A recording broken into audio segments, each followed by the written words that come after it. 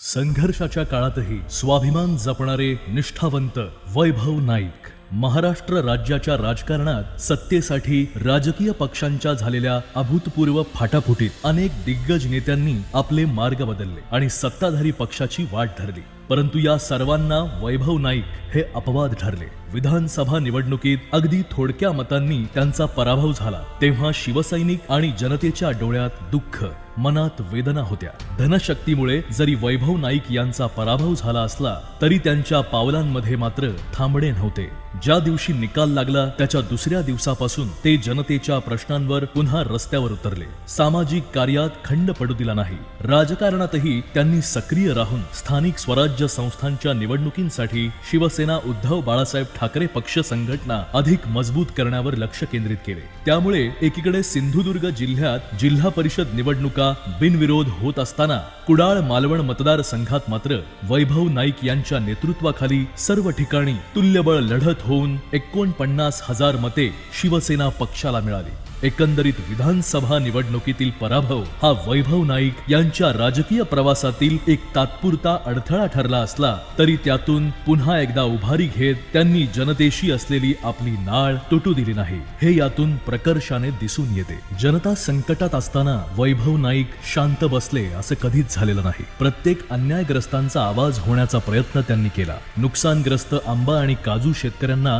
नुकसान भरपाई मिळवून देण्यासाठी वैभव नाईक यांनी मुख्यमंत्री देवेंद्र फडणवीस यांची भेट घेऊन शेतकऱ्यांना तत्काळ भरघोस मदत देण्याची मागणी केली। तसेच शेतकऱ्यांनी केलेल्या आंदोलनातही ते सहभागी झाले। भात पीक कापणीवेळी सिंधुदुर्ग जिल्ह्यात पावसाने थैमान घातले असताना वैभव नाईक यांनी शेतकऱ्यांच्या बांधावर जाऊन नुकसानीची पाहणी केली। सरकारला नुकसानीचे पंचनामे करण्यास भाग पाडले। फळ पीक विम्याच्या थकीत रकमेसाठी आंदोलन करून शेतकऱ्यांना त्यांच्या हक्काचे पैसे मिळवून दिले। सिंधुदुर्ग मेडिकल कॉलेजमध्ये रुग्णांची हेळसांड झाल्याने डीन यांना जाब विचारला। गॅस सिलेंडरचा पुरवठा सुरळीत व्हावा यासाठी कुडाळ तहसील कार्यालयात आंदोलन केले। सिंधुदुर्ग जिल्ह्यातील शाळा वाचवण्यासाठी काढलेल्या मोर्चात वैभव नाईक सहभागी झाले। मुंबई गोवा महामार्गावर पडलेल्या खड्ड्यांमुळे अपघात होऊन अनेक नागरिकांचे जीव जात असल्याने सरकारला जाग आणण्यासाठी महामार्गावर त्यांनी रास्ता रोको आंदोलन केले। खड्डेमय झालेल्या कुडाळ मालवण राज्यमार्गावर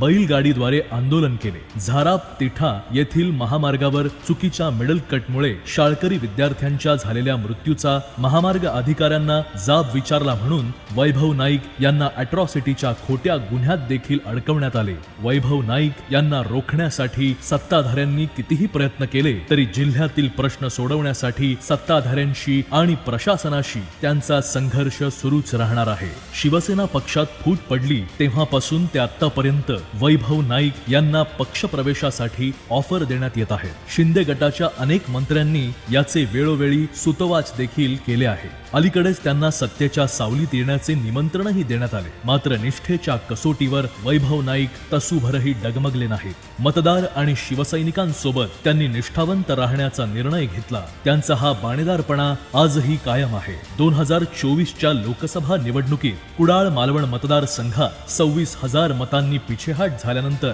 पुढे होणाऱ्या विधानसभा निवडणुकीत पराभव समोर दिसत असतानाही वैभव नाईक यांनी पद आणि सत्तेसाठी गद्दारीचा कलंक माथी लावून घेण्याऐवजी निष्ठेने आहे त्या परिस्थितीत लढाई करणे पसंत केले। आज वैभव नाईक आमदार नसले तरी त्यांनी केलेली शाश्वत विकासाची कामं आजही लोकांसमोर आहेत। त्यामध्ये सिंधुदुर्ग शासकीय मेडिकल कॉलेजची स्थापना, कुडाळ येथील जिल्हा महिला व बाल रुग्णालयाची उभारणी, ऐतिहासिक शिवराजेश्वर मंदिराचे नूतनीकरण व सिंहासनाची उभारणी, सिंधुदुर्ग किल्ले प्रवासी जेटी, कुडाळ मालवण ओरस या बस स्थानकांच्या नूतन इमारतींची बांधणी, कुडाळ येथे अद्ययावत क्रीडा संकुल व क्रीडांगणाची उभारणी, मालवण नळ पाणी योजना, मालवण किनारपट्टी भागात भूमिगत विद्युत वाहिन्या, मांडकुली, कोळंब, दुकानवाड, आंबेरी, उपवडे, अणाव, वराड, किर्लोस, कुळास येथील नदीवर मोठ्या पुलांची उभारणी, कुडाळ भंगसाळ नदीवर ब्रिज कम बंधारा, देवबाग येथे जिओ ट्यूब बंधारा,